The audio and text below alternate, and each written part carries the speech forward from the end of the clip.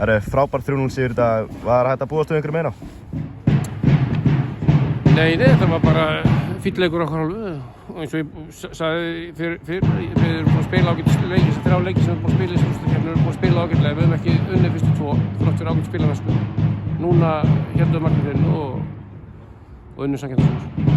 Kemur inn á úrslitakeppnina, hvernig finnst þér þetta nýja fyrirkomulag í deildinni? Mér finnst það glatað. Og ég er svo sem búinn að segja það áður, en mér finnst það ekki nóg gott.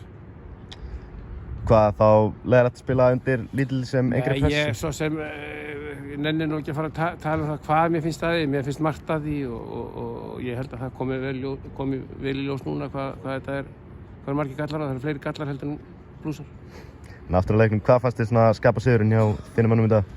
Við vorum bara aggressífir og pressuðum það vel og þyrftum vel aðeins boltann og sköpuðum okkur fullt af færum, þannig að varnarleikurinn var fínn, þannig að það var allt sem gekk upp hjá okkur.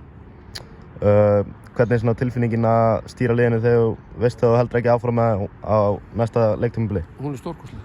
Hún er stórkostleg?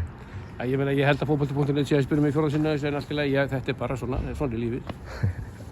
Næsti leikur Breiðablik, ætlaði að eyðileggja partíið? Nei, það er partíð hjá þeim er löngu búið, þeir eru að fara huga hvort öðru þannig að við mætum þeim bara, þeir eru geggja lið, það verður gaman að spila á. Takk hérlega.